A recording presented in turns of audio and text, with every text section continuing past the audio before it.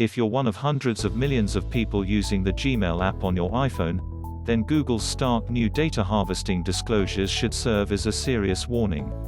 You should delete the app from your phone today. Here's why. The news this week that Google will not develop secretive new methods to track its users across the internet is very welcome. Ignoring the fact that its existing stance on tracking is now under investigation, it's good that, yet again, Google is finally hurrying after Apple on the privacy front, before it falls too far behind.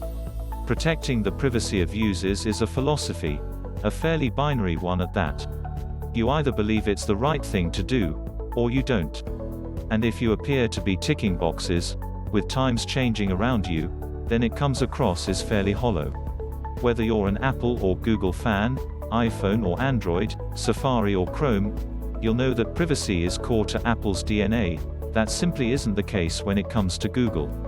As ESET's Jake Moore points out, Apple is ramping up its privacy claim, firing on all cylinders to keep their users' data protected. With data firmly being the currency of the 21st century, Apple, as ever, is thinking outside the box with how it operates. More evidence of this in recent days, as Google has belatedly started adding privacy labels to its most popular titles on Apple's App Store, including YouTube and Gmail, with more to follow.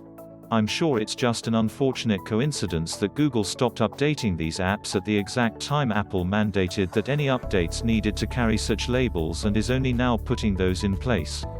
These privacy labels have become a game changer in a world where smartphone users and their information has become a product fueling the staggeringly sized mobile marketing industry.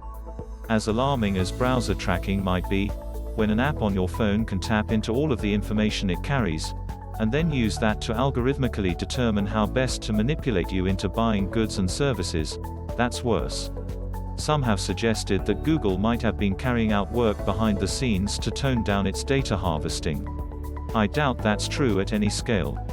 And so, here's a different theory. If you need to cross a minefield, then better someone else goes first.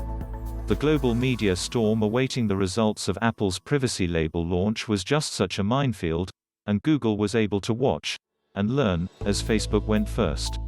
Not only did Facebook's various missteps plot something of a path, but they also took the sting out of the media response. Privacy labels were news for a while, and then that inevitably faded. There has certainly been no first mover advantage here. Countless articles appeared on the release of Facebook's alarming privacy labels. WhatsApp's woes, in particular, become something of a viral storm. Google's delayed and now gradual approach has triggered a much more muted response. And so, to Gmail.